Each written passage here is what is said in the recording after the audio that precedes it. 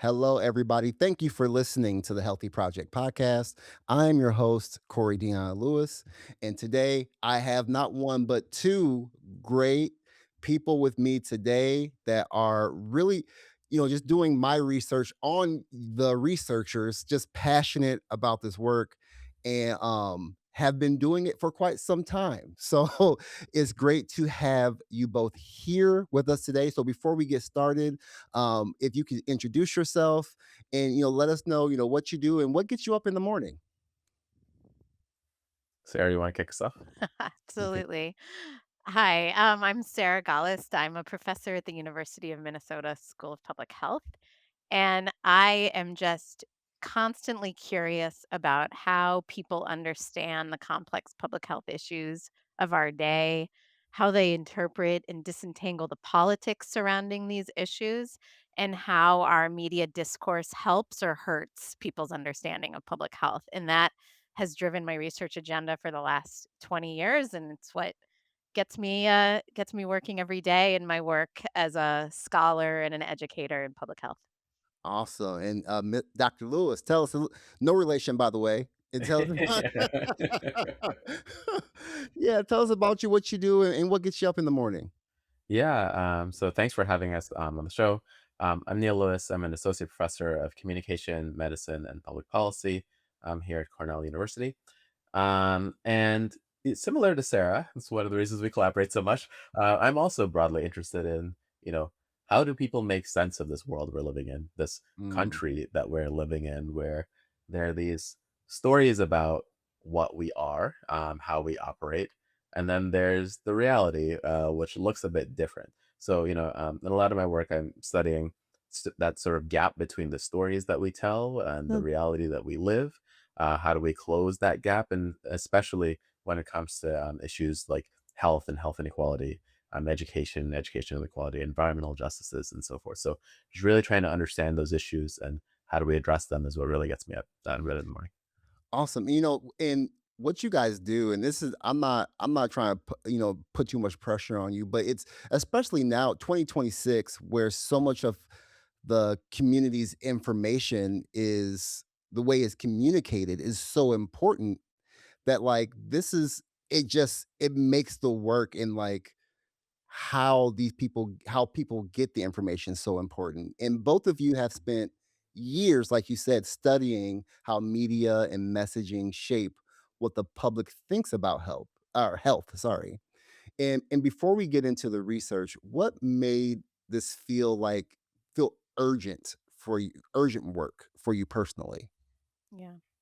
Yeah, I can jump in. So I remember, so I was a public health student in graduate school 20 years ago, and I was always really interested in communication and political science. So despite being in a public health program, I was sitting in taking classes in other fields where in political science, for instance, it was really common to talk about how our media environment around issues like poverty and welfare was extremely racialized, and that the racialization of these issues had major implications for how the public thinks about them and the politics of those issues.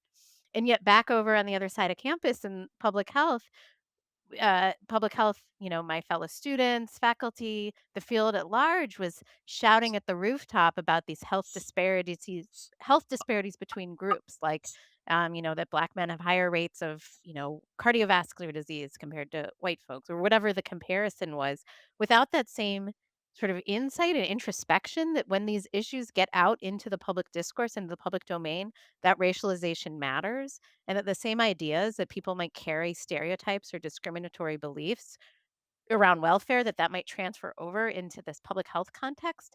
I felt like that was my urgent moment. I was like, wait, like public health could be doing a disservice. We know that these health disparities are so important, but when that information gets out of public health circles and into the public, what happens? And that moment really drove what I wanted to study from as a graduate student and beyond. And I just think this has become even more urgent as we've seen these constructs of health equity become so politicized in our broader politics and policy understanding that the insights I had 20 years ago, they're still motivating me today. Yeah. Yeah, maybe I'll pick up here. like Sarah, these are issues I've been thinking about since grad school and throughout my career as well. But I'll say, there's one moment that sort of radicalized me, if you will, on the urgency of getting this right. And that moment was not all that long ago. So if you think back to the pandemic, the COVID-19 pandemic, I remember sitting at home, sitting in this very seat, watching this press conference where my governor at the time got on TV and said, COVID was the great equalizer. And I was stunned in that moment that the leader of one of the most diverse states in the union could be so unaware of how Mm, inequality in our society works, how it affects people's health outcomes, and that he would spread a message that was so at odds with the science so confidently on national television. Mhm. And so that was one of those moments for me that really underscored the urgency of not only studying the consequences of how we talk about these issues, but also sharing the knowledge about how to do it better. And so that's one thing that I think about a lot in this work. what I'm hearing from you both, and definitely correct me if I'm wrong, is that the beginning of this, what made it urgent, was the fact that like you knew there was a problem, but it wasn't being maybe addressed the same Mhm. way. And I'm wondering, I'm really curious, is like you said, Sarah, these were problems when you started your career, Mhm. and we're still seeing them now. And where is the communication being broke? Like we see the pattern, we see what's like this is happening, and it feels like there's still this disconnect. Does that make sense?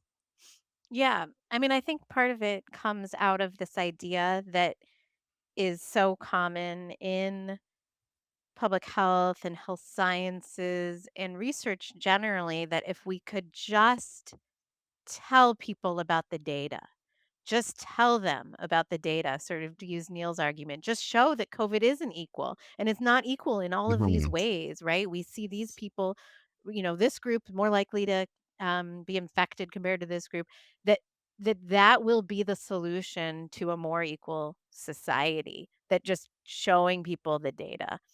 And I understand kind of where that assumption comes from, and I know Neil can talk more about that, but it's insufficient. Like, we have to tell stories that help people understand the why behind the Mhm. health outcomes, which are so profoundly unequal. How did we get here?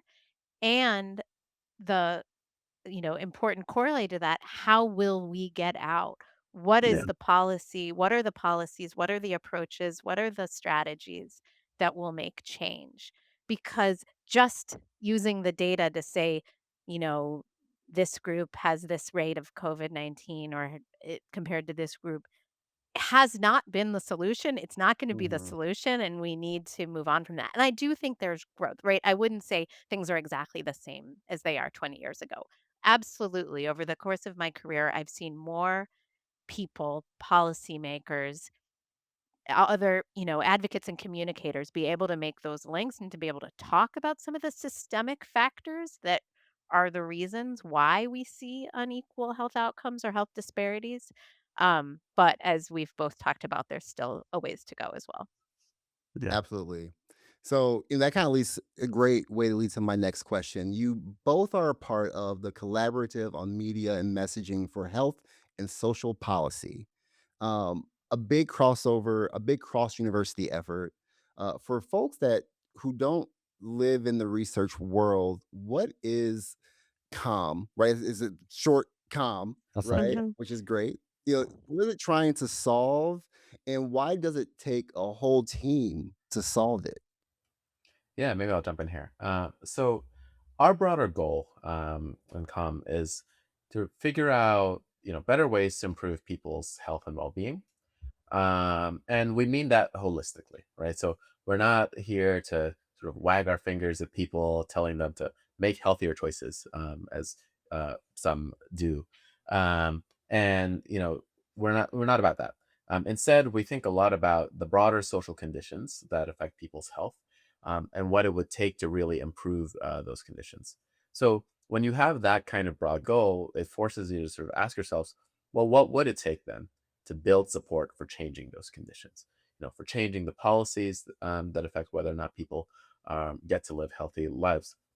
And when you start going down that path, you quickly realize that requires the sort of interdisciplinary, and in our case, cross-institutional kind of collaboration, right? So, knowing why different groups of people might or might not support different policies isn't just about understanding their individual psychologies. Like that's part of the story, but that's not the whole thing. It's also about understanding the media ecosystem that they're embedded in, right? So, what are they seeing? What are they hearing in the news? What are they hearing from their leaders when those leaders get on TV? So Mhm. it's about understanding those kinds of dynamics as well as the political environments that they're in and like what that means for options they even think about as even possible for solutions. And another important part here that I want to emphasize with our approach is it's also important to collaborate with the very communities that are most affected by those conditions, right? So, um, there are different ways that you can approach this kind of work. One way is just to have academics think about these things. But in our approach, we're also trying to make sure that this work isn't just an academic exercise, that it's also directly informed by and connected with the communities that are affected most by these issues. Because that's how we're going to find effective and meaningful solutions, right? So, we take this approach that we do because to solve these really big social problems, you need a lot of different people's expertise and experiences to come together. Like no single discipline and no single perspective is going to have all the answers. You get to solutions when you bring it all together. No, I love that, and it was something to what you were saying. The lived experience. I think I would say now in coalitions or groups I've been in that are trying to add the lived experience to the conversation because they want to have that community piece. I sometimes feel like the lived experience is there, but is it being recognized or are seen as valid because maybe they don't have the letters behind their last name. They just they live in the neighborhood, they know the neighborhood is all about, but it's almost like we want them at the table, but we don't trust them at the table. Mm, Mhm. yeah. Is that something that you've experienced or you've seen? And if so, like how do we give people the pride of like, hey, your lived experience is valued and used? Because I've also seen that we may get lived experience information or data and not even use it. Yeah. Yeah. Sarah, do you want to start? I'll jump in. Yeah, I mean, that's at the crux of a lot of problems with policy and with Mhm. academia and our institutions where these decision making where these decisions happen and people are systematically excluded. I think yeah, the way our research looks at it, we're not going to be answering the right questions Mm. if we don't talk to people who are experiencing the problems that we're trying to solve. We're not going to provide useful recommendations if we don't identify communicators on the ground who what they need and what resources they need to resolve them. And so that's kind of the spirit of why we have different forms of community engagement built into our research processes.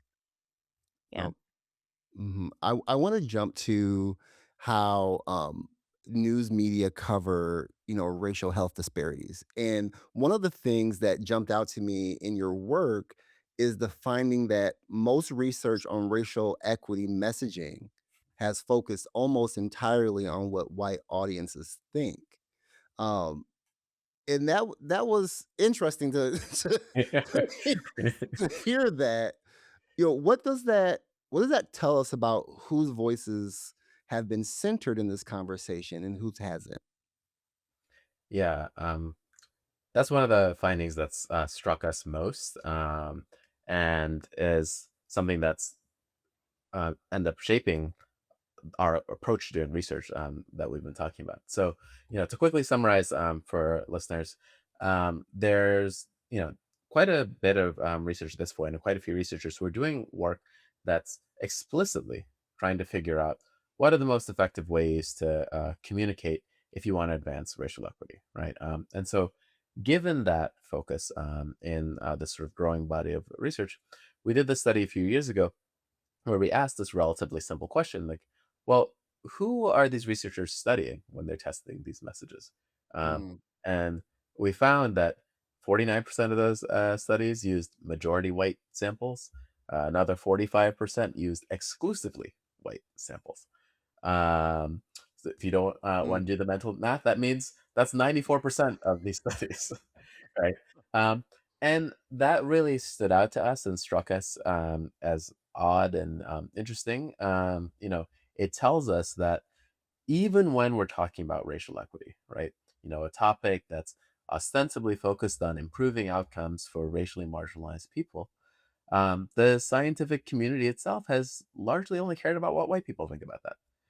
mm, The very communities that the work is supposed to be about gets left out of the conversations. And that's something that's struck us as deeply problematic for a variety of reasons. And so that's why, in sort of our approach, when we run these studies, we go out of our way to make sure we're doing what's called purposive sampling, right? Making sure you have adequate representation of all of these groups. So we've been um, um, doing a lot of work to oversample um, Black, Hispanic, Asian Americans in our studies to make sure that um, you know the people we're studying and the topics we're studying, where there are all these conversations about all these disparities. Well, we should actually hear from those people and make sure that's represented in the scientific record too. mm. All right. I'm sorry, Terry. Do you have anything to add to that? Nothing. Yeah, I think Neil covered it. I just think the other important aspect of that bias within the academic literature is that they are, because much of this research is looking at how white respondents respond to questions of racial disparities and racial equity. They've been focused on this idea of backlash, that there might be backlash, rather than thinking about Mm, the opposite of backlash, like what resonates, what mobilizes, what produces people to feel like they're part of a collective and want to take action. And so our research has been trying to explore those types of kind of political mobilizing, collective organizing outcomes, as opposed to trying to shine the light for this idea of resistance, negativity, and backlash. And I think that's the other side of the story about the composition of a lot of this research that we examined in our study. And to quickly jump in there, like one of the things that we've been finding is people of color who are often excluded from these research studies. They're the most willing to mobilize. They're the Oh, people who have the greatest supports for these policies, and we wouldn't know that if we weren't studying them, right? And so this is another way that these decisions about who is included and who is not in the studies changes what you actually know. And that's an important thing that I want yeah. people to think about more. yeah. I want to go back to this fear, Sarah. You were Mhm. talking about. There's that fear. Is that what does the research say about that? Is that a real fear? Is it overstated? Is it more complicated than that? All of that, yes. There are Right. elements in which it's real, it's also more complicated. And That's a good point. I'm gonna let Neil jump in to explain that, pithy answer. Yeah, let's get into it. One of the titles of our one of our papers about this is called "Beyond Fear of Backlash," um, for this very reason that the fear is very powerful, right? And it's powerful in many different sectors. So there are lots of op-eds that have been written about like why we shouldn't talk about race, how that's going to trigger backlash. And there's work that Sarah led, studying health communicators and journalists, finding that they're also very worried about like if they start talking about race, is that going to make things worse? So, the fear is out there. And so this is something we've sort of looked into is like, well, what's going on? Like, when do you get it? When don't you? Like, how worried should people be about this? And we've now done a bunch of different experiments, um, trying to figure out sort of this question that you're asking, like, well, how concerned should people be about this?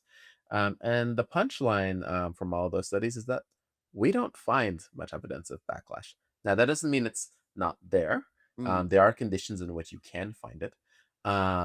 But the reasons that we aren't finding this evidence of backlash is we think it's about how you talk about it in these studies. So, we don't in our studies where we sort of test these messages, we don't say, there's racial disparities and sort of drop the mic and walk away, which is like one way that this often gets done. People sort of throw out the disparity statistics without giving much context behind it. Like, if you do that, or if you're just going to mention race, you're just going to mention these racial disparities without any explanation, then you might get some backlash, right? Americans don't really know what to do with that information. We don't have great history of teaching about racism in this country, so people don't like understand what to do with it when you just drop that information without context. Well, when you do give people the context, the backlash goes away. And that's what we find in study after study. Like when you explain why there are these disparities, or when you explain what can be done about it, to Sarah's earlier point, then not only do you not get the backlash, you can mobilize people to do something instead. And so that's what we've been finding in our studies looking at this backlash question. yeah, I love that. I think the context piece is important because without context, it feels like it becomes a me versus you, black Yeah. versus white, Yeah. this versus that. And you once someone gets defensive, the there's no moving forward from that. And it just Yeah, the absolutely. conversation goes off the rails. Yeah. Um People want an explanation for like what is happening in the world, right? mhm, So, just being faced with this sort of negative data, but you don't really know what to do with it. Yeah, you're going to get right. defensive, you're going to get angry, and so forth. But if you have a context for understanding it, one of the things we've been finding in these studies is it changes. So the academic term for this is like the attributions that people make Mhm. for what's going on, right? So when you explain the context. You don't just say it's structural racism, but you explain what that actually means. Right. Mhm. Um, then people are like, oh, well, this is because of this set of sort of laws and policies that led to these outcomes. So then we should fix those and do something about it. But if Yeah. you don't give them that explanation, they're like, well, I don't really know what's going on here. And so you get that kind of sort of defensive kind of reaction. And Yeah. those causal explanations that are sort of deep and understandable to the audience are too rarely provided. So I mentioned sort of my awakening to this was 20 years ago in public health school, but what we've been doing is we monitor the media environment. So we do these analyses, we call content analyses of news media coverage of particular health and social issues, and we try to count.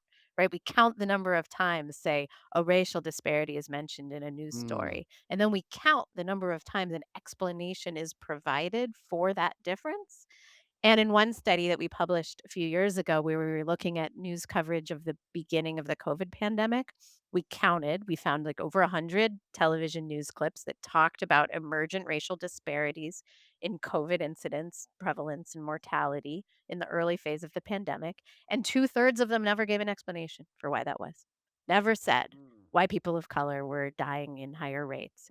And so, in the absence of that information, what are people to come away with? Well, they're living in a culture. They have, potential stereotypes, Mhm. discriminatory beliefs in their heads, and they're going to kind of fill in explanations. If journalists, communicators, advocates, all of us, every one of us, your listeners, don't like take the time and attention to give explanations for the context, give Oh my contextual god. explanations for the outcomes that we see. 100%. And something that during that time that I noticed, depending on where you were getting your information, the algorithm was feeding you the same thing over Yeah. and over again. We can get into a whole algorithm Yep. conversation another time. That's part 2. But like it feeds you these certain narratives, and if you're not getting them from anywhere else or fact checking that, you just think, "Oh, black people are this is why," or Yeah. this is that. Mhm. Yeah, Um and building on that, it's like the algorithms are important, but it's not just the algorithmic thing. I think another important thing to remember here is the broader culture that we are in, right? Mm, It's a culture, um, in sort of cultural psychology, one of the things that's talked about is that the US is a highly individualistic society and thinks about things in sort of individualistic kinds of ways.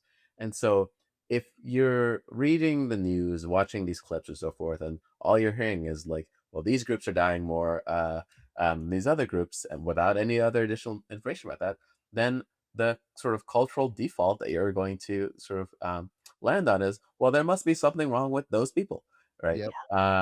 Like, Yep. so that's another thing that we're sort of up against. And so you have to take the extra time to then really provide people with that broader context, why there are these group differences.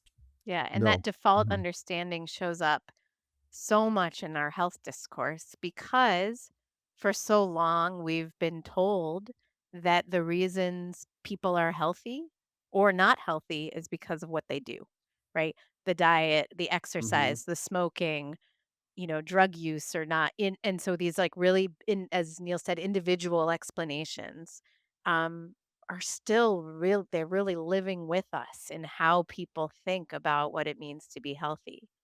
So it's no Oh, yeah. wonder that people come to if you're not given an understanding of why some people are dying of COVID, you're going to default to an individual or you're just going to think it's all about healthcare access, right? If you get Yes. to a systematic level of thinking, Yeah. it's around, well, they must not have a primary care doctor or they, must live really far away from a hospital, which is we're getting closer, right? But Yeah. that's not Hey, you guys that's are not the touching full on story. something Mm. you guys are touching on something that makes me cringe. Early in my career, I worked for a safety net hospital.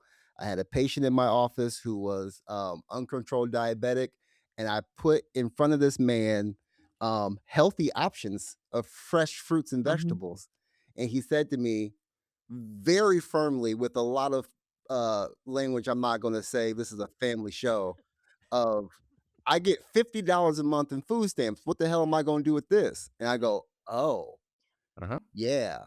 And he supplemented with the food pantry. And there so Mhm. there I'm like, so this was early in my career and I learned really fast, right? Like this was different. But to your point, like, oh, just eat more fruits and vegetables and your diabetes will be fine. Why don't you go exercise and your diabetes will be fine? Just go get $100 gym membership. And it's not that easy, right? For a lot of people. So yeah, so true, and I so mean, important. that's like one of those. It reminds me of this sort of it's basically become a meme, but it's true. Like the classic American recommendation for most problems is basically just don't be poor, right? So And if yeah, so, like, yeah, go buy the healthier foods. Like, with what money? with Go what live in money? a better neighborhood, live in a better Mhm. house. With what money? Mhm. Like all of these things, like, are part of larger systems. Mm. And if we are not considering that, then yeah, it makes some of the recommendations we might come up with just ring hollow to people. Yeah. Yes. And, that kinda leads to my next question is something that I'm super passionate about, something I try to do on this show, and that is, I love the power of storytelling, and, um, I know and data is important too, but telling the story is something that, you know, I think is just important. Mhm. And your research found that stories centered on lived experience are underused in racial equity messaging.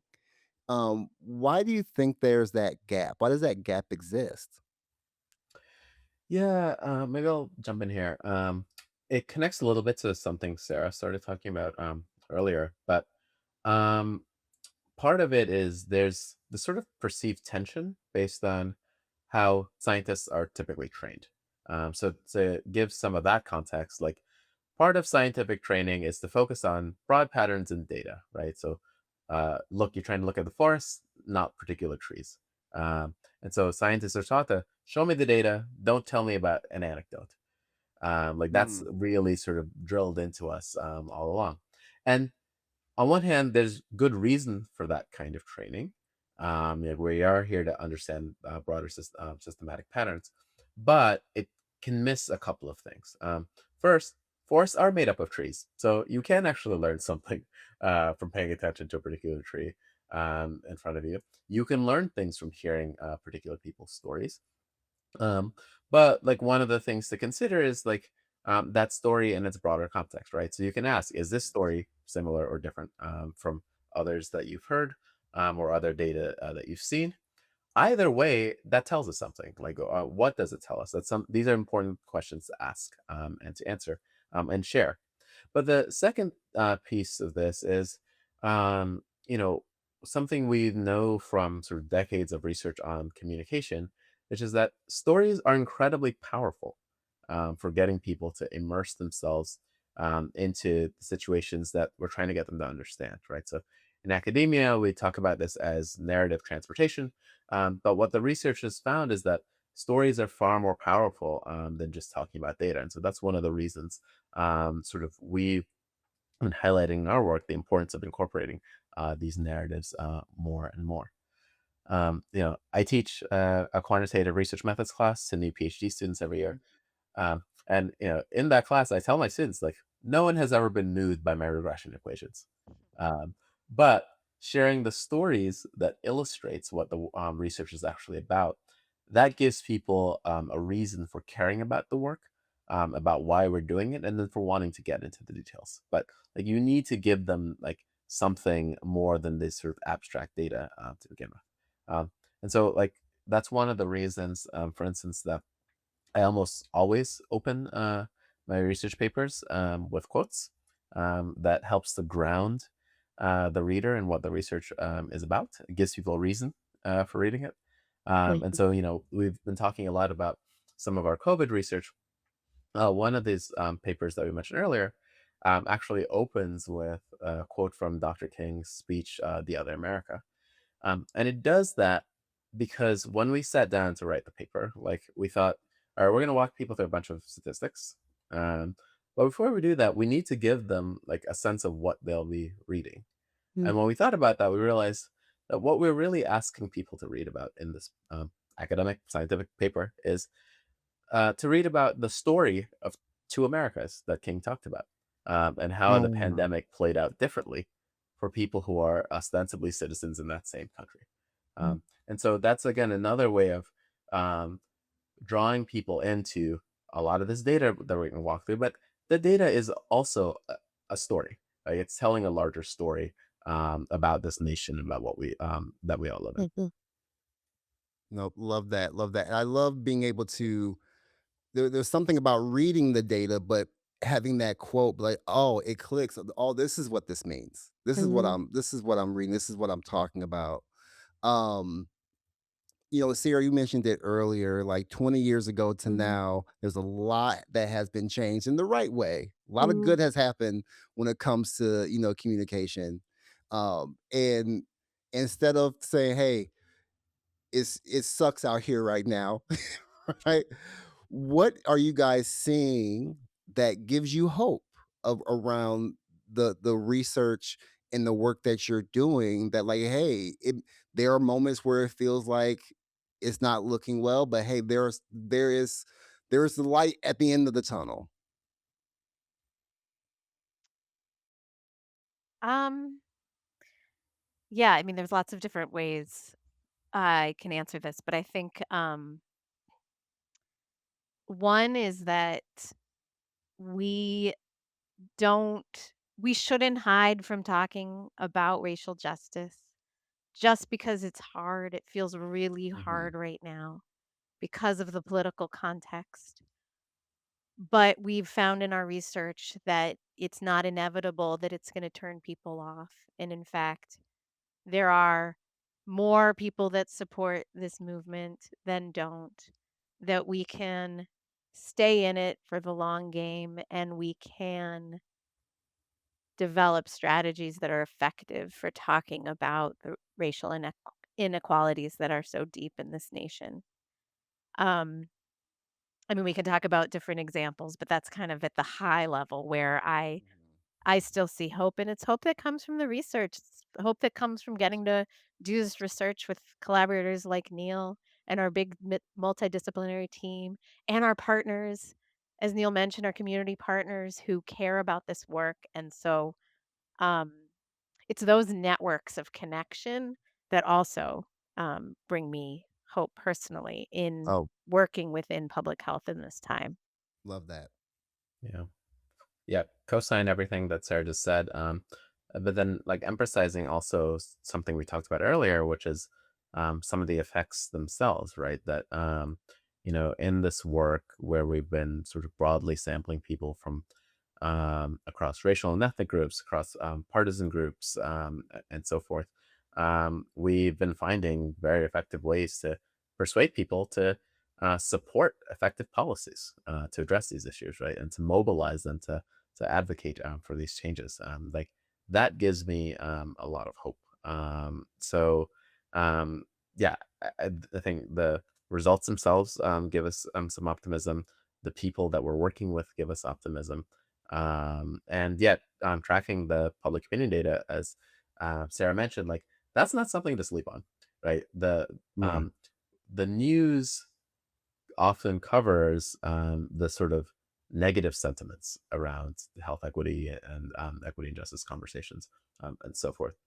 But when you look at the public opinion data, as Sarah said, there is still far more support than there is opposition. And that we should not lose sight of. And that gives me some hope. Yeah, I've heard that, and it's like, why aren't we hearing more of that? Why aren't we hearing more of, hey, actually, this is not a bad thing. But when you turn on the news or Mhm. whatever your social media or whatever, you're just hearing about, oh, we can't say health equity, or Right. Right. you can't say the H word, you can't do this, Uh, you can't do that. Why are Mhm. we hearing more of that? And not more hey, we're over here doing some really good work, and hey, by the way, there's a lot of people that freaking agree with us. Well, we know the news likes to cover conflict and controversy. Wow. That's like the number one news value of the day. You get the eyeballs Mhm. when you cover conflict, when you cover controversy, when you cover politics. We also know because we've been doing this work measuring, as I mentioned, counting all the things in the news, right? One thing Oh, we've yeah. counted is the types of sources who are quoted in in news stories or news publications about these issues of health and racial equity. And it's still so much more common to have a politician or a policymaker or a government person quoted than it is to have a community health Oh, worker, a mhm. community organization, regular people themselves. And so we can see this on both of those levels. One, it's the hook. It's getting people to be to pay attention to the news, that conflict and controversy rules, but also it takes so much more time. It takes so much more resources to make news stories that are grounded in real community concerns because you have to work on getting sources weeks in advance. You can't just make one phone call to a, hospital press department and get someone on the phone 25 minutes later who will say one thing, right? It takes so much more time to build stories, health stories, and we're cutting health Mm. journalists across the board and local news organizations. And so I see it both on the it's always been this way. Conflict drives clicks, conflict Sure. drives eyeballs, but also from a structural perspective, the way news is becoming and the disinvestment of news outlets creates that context that makes that story that you just described, Corey, that we want to Mhm. hear more of, harder to tell. Mm. yeah. Man, guys, I really wanted to end this on a high note, but but what I will say, to your points there, what I love about this is a shameless plug for independent podcasters and Yeah. platforms like this, because can't nobody tell me what I can and cannot say or talk about on my platform. Yeah. You know what I mean? I think they're in giving voice and having these conversations and giving more voice to people who do have platforms like mine to to not feel nervous or scared about sharing something like this. I think that is just another way of at least trying to get it out there if, mainstream media is not going to, Absolutely. be the outlet. That gives me hope. Yeah. Yeah, and I absolutely think that's something to underscore. We're in a moment now where media as we knew it, is sort of being reformed in real My time. goodness. And I do think it is places like this, the independent podcast, independent journalists that are willing to be bold and do the important work of telling the stories that um, the big outlets seem to be afraid to tell because either they're worried about being sued or whatever. But Mhm. yeah, this is where I see more of these stories being told. So thank you for the work that you're doing. It is really important. Also, and thank you guys for sharing. I really appreciate that too. If for the listeners, those that are listening that are on here, is there one thing that you want listeners to walk away from this conversation knowing? What is it? Sarah, you want to start? Sure. Yeah, it's hard, right? This discourse is hard. Talking about issues of equity, diversity, and inclusion have become these, heuristic bad words or whatever, as we've been talking about, but we have to keep talking about it because it's so incredibly important.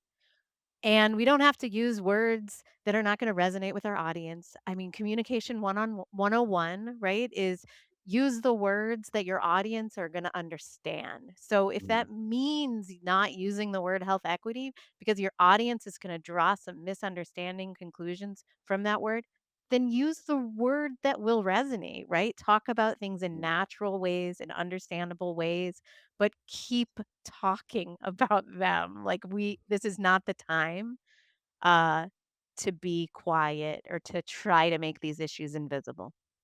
That's my Yeah, thing. building on Sarah, part of the reason it's important to continue talking about these issues is to keep them on the agenda, right? When we stop talking about these issues and they sort of slide into the background, we stop focusing on them. It reduces the pressure to do things about them. So it is important to, from an agenda setting perspective, if nothing else, to keep these issues on the table. But the other thing that I want to just emphasize again, like one thing that listeners should know is you are not alone. Again, you are in the majority. Um, People trying to do health equity work, you should know that you are in the majority. And that's something that gets lost in a lot of the, at least mainstream discourse. And so I want to make sure you hear it here. Awesome. I appreciate that. Sarah, Neil, guys, thank you so much for being on the podcast with me today. For those that want to connect with you, learn more about what you guys are doing, follow your work, where can people follow your work and get plugged into what COMM is doing?